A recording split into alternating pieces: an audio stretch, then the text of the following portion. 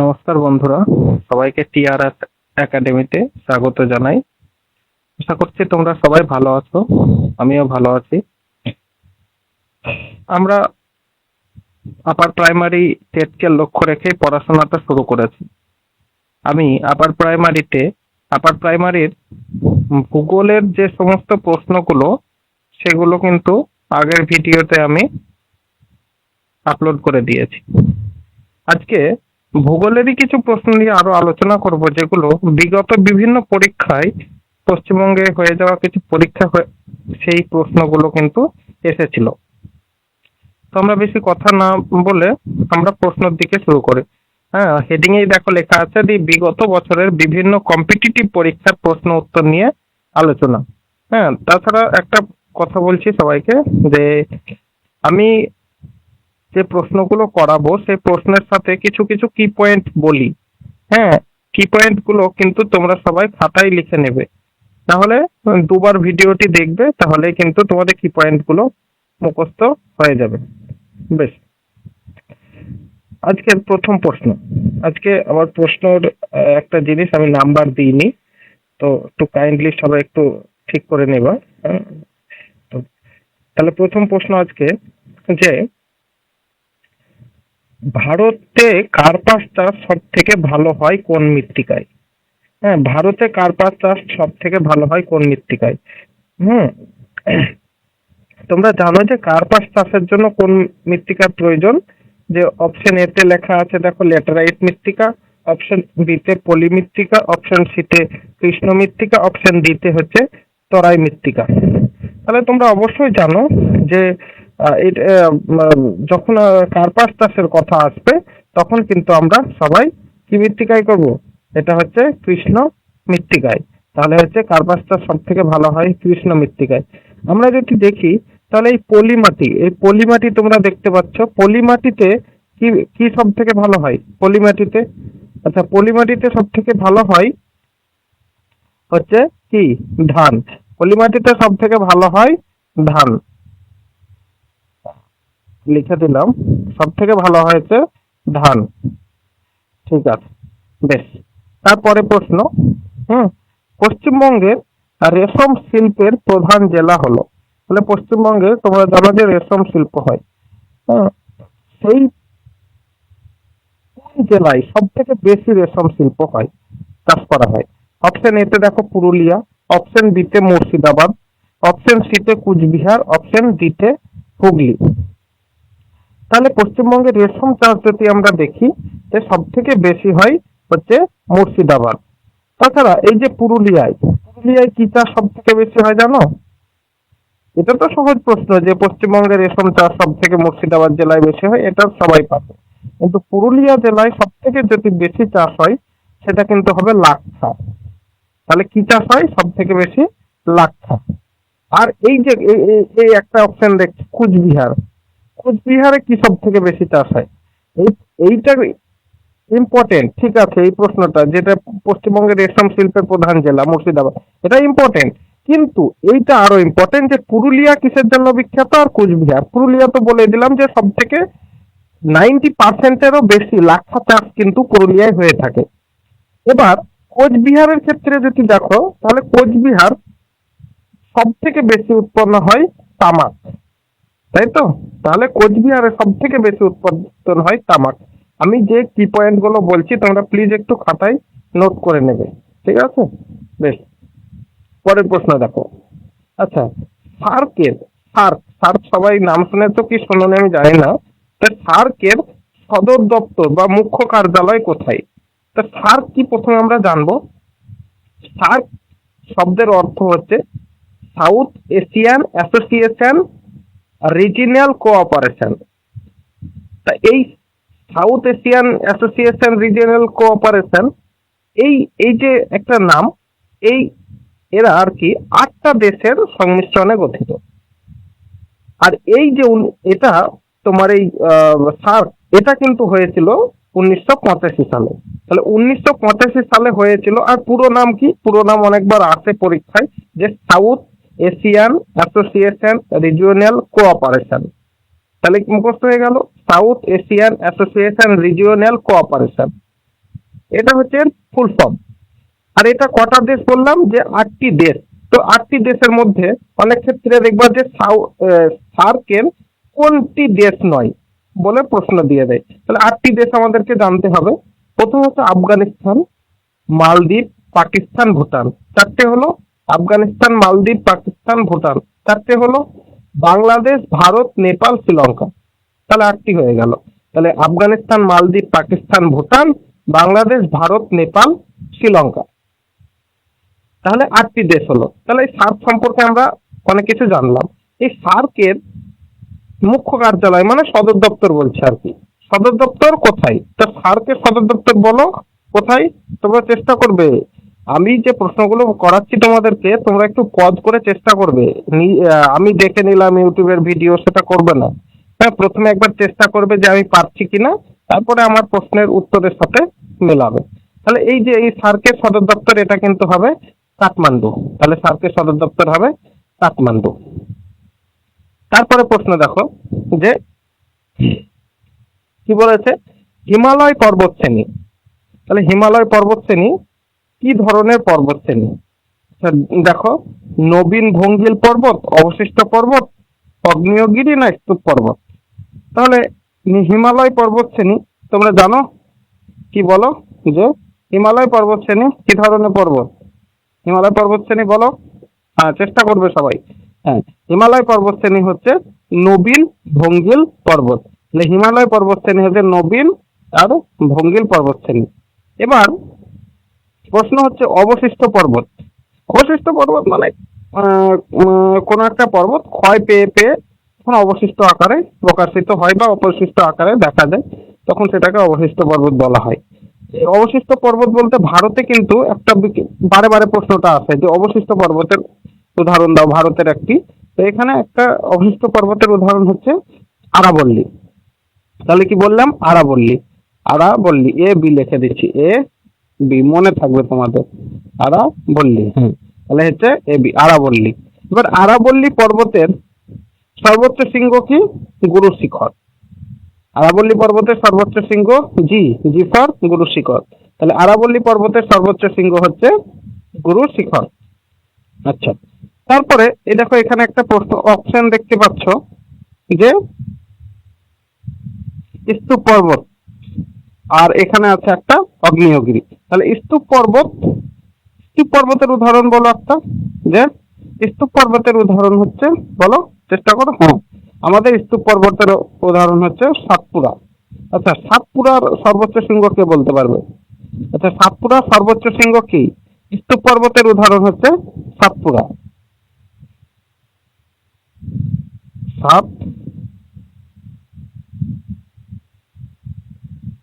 সাতপুরা, সাতপুরা। সাতপুরা। তাহলে স্তূপ পর্বতের উদাহরণ হচ্ছে সাতপুরা। বা সাতপুরা এই যে পর্বত, এই পর্বতটার যে সর্বোচ্চ শৃঙ্গ, সেটা তোমরা কিন্তু কমেন্ট বক্সে জানাবে যে সাতপুরা পর্বতের সর্বোচ্চ শৃঙ্গ কি। বেশ, তারপরে দেখো, তারপরে প্রশ্ন দেখো, ভারত ও চীনের কি বলা আছে? ভারত ও চীনের সীমান্ত রেখাকে কি বলা হয়? মানে ভারত ও চীন পাশাপাশি দুটি প্রতিবেশী দেশ। তাহলে এই দুটো একটা তো সীমানা ভাগ করা আছে, এই সীমানার নামটা কি? তাহলে অপশন গুলোর দিকে যাই। দেখো, অপশন এ তে আছে র্যাডক্লিফ লাইন, অপশন বি তে ডুরান্ড লাইন, অপশন সি তে ম্যাকমোহন লাইন, অপশন ডি তে হচ্ছে সিগফ্রিড লাইন। ঠিক আছে, তো আমরা প্রথমে এখানে দুটো অপশন, কিন্তু তিনটে অপশন ইম্পর্টেন্ট। একটা হচ্ছে র্যাডক্লিফ লাইন, ডুরান্ড লাইন আর ম্যাকমোহন লাইন।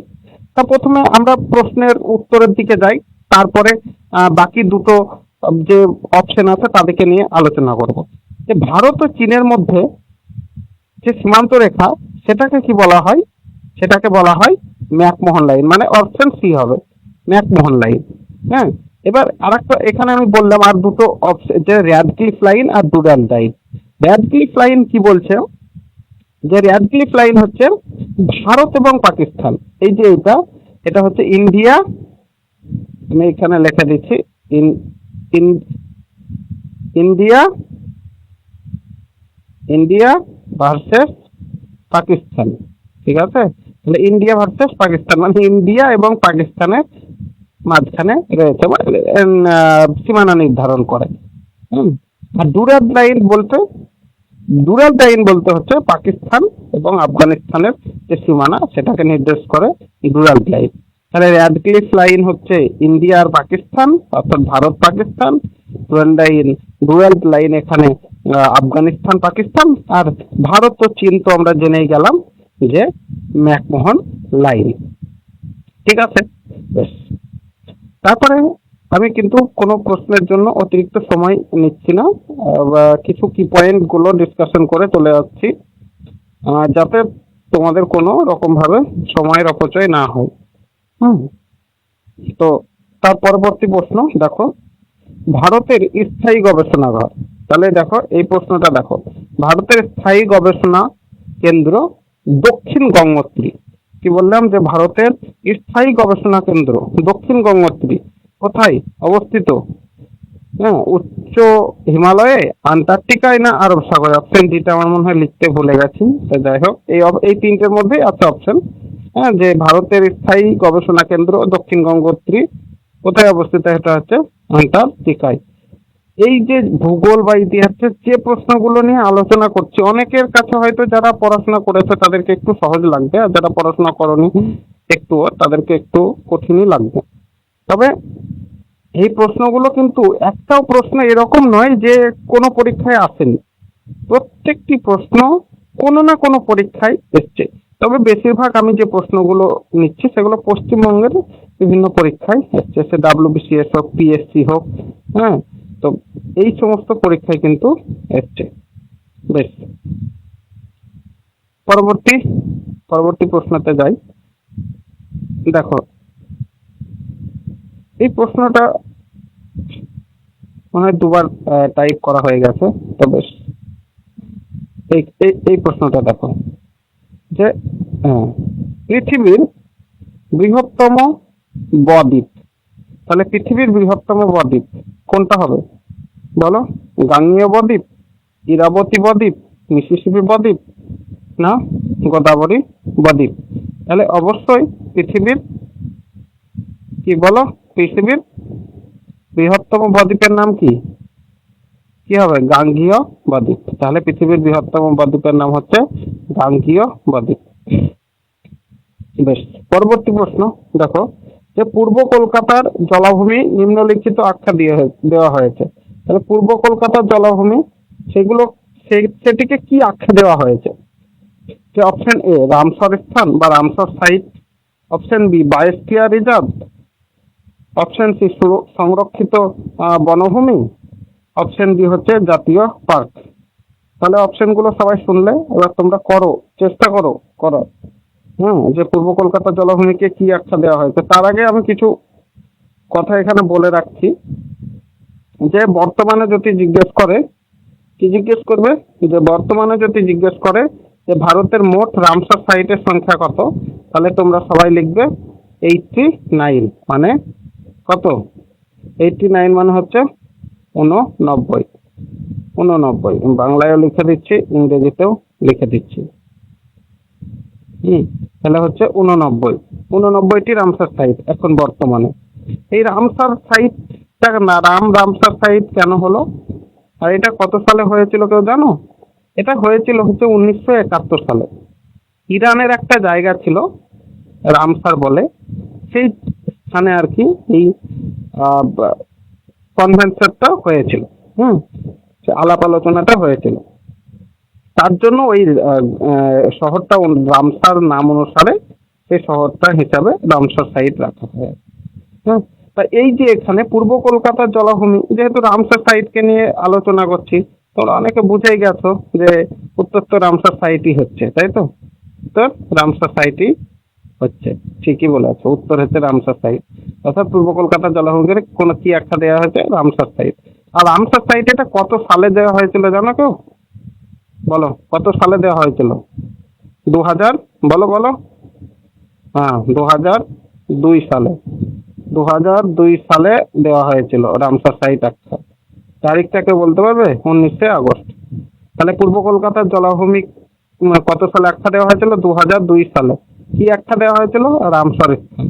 আর বর্তমানে এখন কতগুলি আহ রামসর সাইট আছে? তাহলে কতগুলি হবে ভারতে?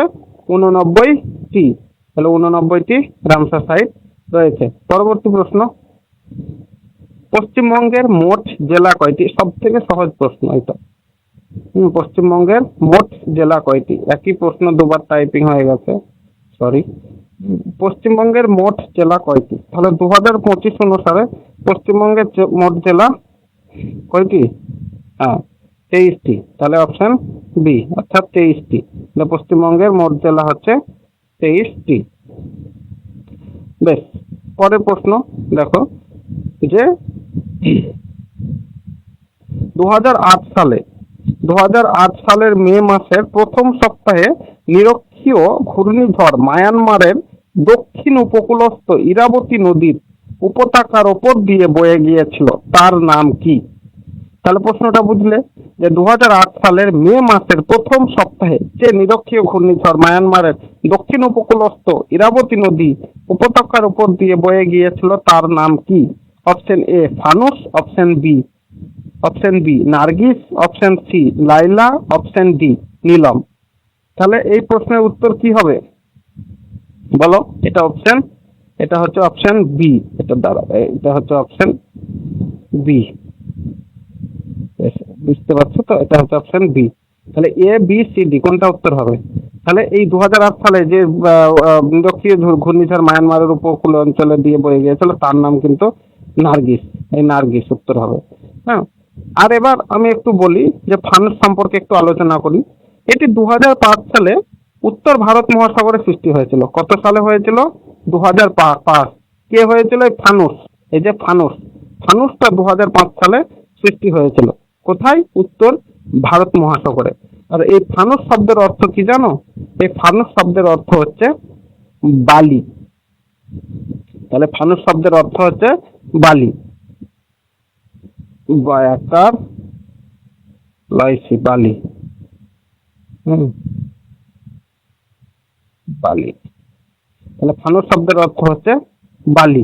আর এখানে দেখো এই নার্গিস, এই নার্গিস শব্দের অর্থ কি কেউ জানো? আচ্ছা, নার্গিস কি শব্দ বলো তো? নার্গিস কিন্তু একটা জানবে উর্দু শব্দ, উর্দু বা আরবি, এটা যে বলা হয়, তো উর্দু শব্দই জানবে যে নার্গিস একটা উর্দু শব্দ। আর এটার অর্থ হচ্ছে হলুদ রঙের ফুল। কি অর্থ? নার্গিস শব্দের অর্থ হলুদ রঙের ফুল। আর এখানে দেখো একটা অপশন আছে লাইলা। আচ্ছা, কেউ আইলা লাইলার মধ্যে কিন্তু গন্ডগোল করে দিও না। আইলা হয়েছিল কিন্তু 2009-এ, আর লাইলা হয়েছিল 2010-এ। তাহলে আইলা হয়েছিল 2009-এ আর লাইলা হয়েছিল 2010। এই লাইলা হচ্ছে একটি উর্দু শব্দ বা আরবি, তুমি যাতে জানবে সেটাই ঠিক, এটাই। হ্যাঁ, আর এর অর্থ হচ্ছে রাত। তাহলে এর অর্থ কি? রাত। একার তো রাত, এর অর্থ হচ্ছে রাত। বেশ, তাহলে কি কি প্রশ্ন এখানে পেলাম? যে ফানুস কবে হয়েছিল? 2005 সালে। ফানুস শব্দের অর্থ কি? এটা অর্থে হচ্ছে বালি। এগুলো আসতে পারে, এই প্রশ্নগুলো যে কি পয়েন্ট, এই ঝড়ের প্রশ্নগুলো আসতে পারে। আর এখানে বললাম যে নার্গিস শব্দের কি অর্থ? নার্গিস শব্দের অর্থ হচ্ছে হলুদ রঙের ফুল। কত সালে হয়েছিল? আমরা তো প্রশ্নে দেখতেই পাচ্ছি 2008 সালে। আর লাইলা কত সালে হয়েছিল? 2010। কি অর্থ? হ্যাঁ, লাইলা শব্দের অর্থ হচ্ছে রাত। আর আইলা হচ্ছে 2009 সালে হয়েছিল, এটার অর্থ হচ্ছে চাঁদের সাথে, তাই তো? তাহলে আইলা শব্দের অর্থ হচ্ছে চাঁদের সাথে, লাইলা শব্দের অর্থ হচ্ছে রাত্রি। এর একটা দুটো আমরা ঝড় খুব কিছু বছর আগে হয়েছিল, তার মধ্যে 2-3টে নাম আজকে পড়ে নেব। তাহলে আজ 2000 একটা হয়েছিল 2000 কত সালে? 14 সালে। 2014 সালে। তাহলে 2014 সালে কি হয়েছিল? ফণী। এফ লিখে দিচ্ছি, এফ, ফণী। 2014 সালে হয়েছিল ফণী। সরি, এটা আমি একটু ভুল বললাম, যে 2014 সালে হবে না, এটা ফণী হবে না। 2014 সালে হয়েছিল হুদহুদ। সরি, এটা হবে না, হুদহুদ। তাহলে 2014 সালে কি হয়েছিল? হুদহুদ। মনে রাখবে সবাই। বলে দিচ্ছি 2014 সাল, 2014 হুদহুদ, এইচ লিখে দিচ্ছি। 2014 সালে হয়েছিল হুদহুদ। আর 2019-এ কি হয়েছিল জানো? বলো বলো। 2019-এ 2019-এ 2019-এ হয়েছিল ফণি, তাই তো? 2019-এ হয়েছিল ফণি, ফণি হয়েছিল 2019-এ হয়েছিল ফণি। আর 2020-তে কি হয়েছিল? সবার তো পারার কথা এটা। 2020-তে হয়েছিল আমফান। আমফান এ লিখে দিলাম, আমফান। তাহলে 2020-তে হয়েছিল আমফান, তাহলে 2014-তে হয়েছিল হুদহুদ, 2019-এ হয়েছিল ফণি, 2020-তে হয়েছে আমফান। তারপরে প্রশ্ন দেখো,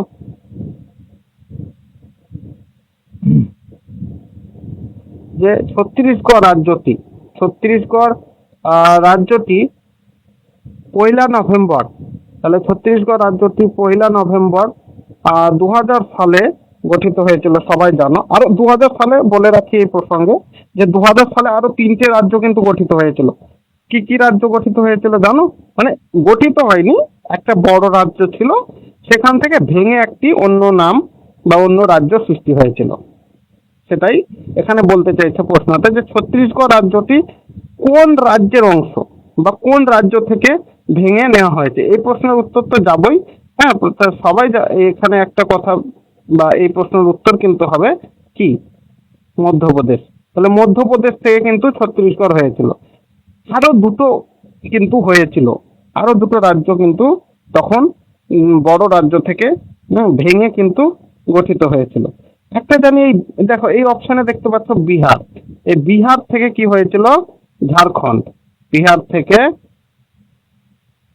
ঝাড়খণ্ড, লিখে দিলাম। হ্যাঁ, বিহার থেকে ঝাড়খণ্ড, বিহার থেকে ঝাড়খণ্ড। আর একটা হয়েছিল, ওই দেখো উত্তরপ্রদেশ, এইখান থেকে, এই উত্তরপ্রদেশ থেকে কি হয়েছিল? উত্তরাখণ্ড। উত্তরাখণ্ড, উত্তরপ্রদেশ থেকে হয়েছিল উত্তরাখণ্ড, বিহার থেকে হয়েছিল ঝাড়খণ্ড। আর এই ছত্তিশগড় কোথা থেকে ভেঙে হয়েছিল? মধ্যপ্রদেশ, এটা একটা বড় রাজ্য, সেখান থেকে ভেঙে হয়েছে ছত্তিশগড়। বেশ, তারপরে প্রশ্ন কি বলছে? নর্মদা নদী প্রবাহিত হয় নিম্নলিখিত স্থানের মধ্য দিয়ে। কোন স্থানের মধ্য দিয়ে নর্মদা নদী প্রবাহিত হয়? আচ্ছা, নর্মদা নদী সম্পর্কে কিছু আগে জানি, যে নর্মদা নদী আর কি নদী। প্রথমত নর্মদা নদী, প্রশ্ন বেশিরভাগ পরীক্ষায় যে প্রশ্ন আসে, যে 4টে অপশন দিয়ে দিল, যে নর্মদা, গোদাবরী, কৃষ্ণা, কাবেরী, এর মধ্যে কোনটি পশ্চিম বাহিনী নদী, এরকম প্রশ্ন আসে। তো প্রথমেই জেনে রাখবে যে নর্মদা কিন্তু একটি পশ্চিম বাহিনী নদী, এটি আরব সাগরে পড়েছে, কখনো এটা বঙ্গোপসাগরে পড়েনি, তা আরব সাগরে পড়েছে, তার জন্য এটার নাম হচ্ছে পশ্চিম বাহিনী নদী। আর এই নর্মদা নদীর আর একটা প্রশ্ন প্রায় দেখতে পাবে, যে নর্মদা নদীর উপর একটি জলপ্রপাত সৃষ্টি হয়েছে। হ্যাঁ, নর্মদা নদীর উপর একটা জলপ্রপাত সৃষ্টি হয়েছে। কোথায় সৃষ্টি হয়েছে জানো? এটা হচ্ছে মধ্যপ্রদেশে। তাহলে নর্মদা নদীর উপর একটা জলপ্রপাত সৃষ্টি হয়েছে মধ্যপ্রদেশের উপরে। হ্যাঁ, সেটা নাম কি জানো? হ্যাঁ, সেটার নাম হচ্ছে ধোঁয়াধার জলপ্রপাত। ধোঁয়াধার, ধোঁয়াধার জলপ্রপাত, সেটার নাম ধোঁয়াধার জলপ্রপাত। আর একটা প্রশ্ন প্রায় আসে যে নর্মদা নদী সম্পর্কিত, যে নর্মদা নদীর যমজ নদী কাকে বলা হয়? এটা কিন্তু মনে রাখবে, তাপ্তি। তাহলে কোন নদীকে বলা হয়? তাপ্তি। তার পয়ে হস্যি, তাপ্তি। তাপ্তি নদীকে কিন্তু বলা হয় নর্মদা নদীর যমজ নদী। আর এই প্রশ্নটা দেখো, আমরা প্রশ্নের সাথে সাথে আরো অনেক বেশি প্রশ্ন করছি। হয়তো তোমরা স্লাইডে দেখতে পাবে 15-20টা প্রশ্ন নিয়ে আলোচনা করছি, কিন্তু তারও থেকে অনেক বেশি। আমি হয়তো একটা প্রশ্নের উপর কমপক্ষে 3-4টের থেকেও বেশি প্রশ্ন বলছি। তোমরা যদি এই ক্লাসগুলো মন দিয়ে করো, তাহলে কিন্তু 15টা নয়, মিনিমাম তোমাদের 60 থেকে 65টা কোশ্চেন হয়ে যাচ্ছে। যদি আমি 15টা কোশ্চেন রেখেছি, আমার মনে নেই যে কতগুলো কোশ্চেন এখানে আজকে রেখেছি। যাই হোক, বেশ, তাহলে এই প্রশ্নটার উত্তর এবার জানবো, যে নর্মদা নদীর প্রবাহিত হয় নিম্নলিখিত কোন স্থানের মধ্য দিয়ে? বরফ নদী দ্বারা সৃষ্ট উপত্যকা দিয়ে, আকৃতির নদী ভি আকৃতির নদী দ্বারা সৃষ্ট উপত্যকা দিয়ে, না অপশন সি চ্যুতি দ্বারা সৃষ্ট লাম্বাসার উপত্যকার মধ্য দিয়ে, আর বদ্বীপ অঞ্চলের মধ্য দিয়ে। চারটি অপশন রয়েছে। তাহলে এই নর্মদা নদী তোমরা সবাই এটা ভালো করে জানবে যে নর্মদা নদী কিন্তু প্রবাহিত হয় চ্যুতি দ্বারা সৃষ্ট লাম্বাসার উপত্যকার মধ্য দিয়ে, চ্যুতি দ্বারা সৃষ্ট লাম্বাসার উপত্যকার মধ্য দিয়ে। বেশ, পরবর্তী প্রশ্ন বলছে আরাবল্লী কি ধরনের পর্বত? তাহলে আরাবল্লী হচ্ছে কি ধরনের পর্বত? ভঙ্গিল পর্বত, হ্রস্ব পর্বত, না আগ্নেয়গিরি, না পোলক পর্বত? তাহলে আরাবল্লী কিন্তু সবাই কি জানবে, এটা একটা কি পর্বত, ভেঙে যায়নি। তাহলে আরাবল্লী হচ্ছে একটি ভঙ্গিল পর্বত, আরাবল্লী ভঙ্গিল পর্বত। বেশ, আরাবল্লীর সর্বোচ্চ শৃঙ্গ কি বললাম? আমি এটা তোমাদেরকে কমেন্টে করতে বলেছি, বলো না। আরাবল্লী প্রথমেই বলে দিয়েছি তো, আরাবল্লীর সর্বোচ্চ শৃঙ্গ হচ্ছে গুরু শিখর। আরাবল্লীর সর্বোচ্চ শৃঙ্গ গুরু শিখর। বেশ, তার পরবর্তী প্রশ্ন, পশ্চিমবঙ্গের হিমালয় পর্বতের পাদদেশ অঞ্চলে এই নামে পরিচিত, কি নামে পরিচিত? এটা অপশন এ হতো, অপশন এ, অপশন এ। তাহলে পশ্চিমবঙ্গের হিমালয় পর্বতের পাদদেশ অঞ্চল এই নামে পরিচিত, কি নামে পরিচিত? তরাই দুয়ার্স, বারেন্দ্রভূমি, দিয়ারা, না বাগরি? তাহলে কি নামে পরিচিত পশ্চিমবঙ্গের হিমালয় পর্বতের পাদদেশ অঞ্চল? কি নামে পরিচিত? এটা হচ্ছে তরাই এবং ডুয়ার্স নামে পরিচিত। আচ্ছা, তরাই এবং ডুয়ার্স প্রশ্ন বেশিরভাগ প্রশ্নতেই আছে যে, হ্যাঁ তার আগে একটা প্রশ্ন আছে যে ত্রাসের নদী কাকে বলা হয়, তারপর থেকে যাব। আচ্ছা, ত্রাসের নদী, উত্তরবঙ্গে যে ত্রাসের নদী আছে কাকে কাকে বলা হয়? হ্যাঁ, তিস্তা। ত্রাসের নদী বলা হয় তিস্তা, তিস্তাকে বলা হয় ত্রাসের নদী। এই তিস্তা নদী কি বলা, তিস্তা নদী নির্ধারণ করে কোনটা তরাই কোনটা ডুয়ার্স। তাহলে তিস্তা নদীর যদি ডান দিকে দেখা যায় তাহলে এটা হবে তরাই। আচ্ছা, এই যে তরাই এটা কিন্তু ডান দিকে পড়ছে, বাম দিকে হচ্ছে ডুয়ার্স। তাহলে এখানে কি কি জানলাম যে এই প্রশ্নটা তো জানলাম, তার সাথে সাথে জানলাম যে ত্রাসের নদী কাকে বলা হয়। এটাকে বলা হয় তিস্তা নদী। উত্তরবঙ্গে ত্রাসের নদী কিন্তু তিস্তা নদী। এই তিস্তা নদীর ডান দিকে কি বাম দিকে কি? তাহলে ডান দিকে তরাই, বাম দিকে হচ্ছে ডুয়ার্স। বেশ, পরবর্তী প্রশ্ন, শাল এক ধরনের কি উদ্ভিদ? বলো, শাল কি উদ্ভিদ? অপশন এ কোনিফেরাস গাছ বা উদ্ভিদ, অপশন বি পর্ণমোচী, অপশন সি চিরহরিৎ, না জিরোফাইটিক? বলো, এই শাল কি উদ্ভিদ? বলতে থাকো তোমরা সবাই। হ্যাঁ, শাল একটা কি উদ্ভিদ? শাল কর্ণফেরাস উদ্ভিদ, না পর্ণমোচী উদ্ভিদ, না চিরহরিৎ উদ্ভিদ, না কি উদ্ভিদ? জিরোফাইটিক উদ্ভিদ। তাহলে শাল হচ্ছে কি উদ্ভিদ? এটা হচ্ছে পর্ণমোচী উদ্ভিদ।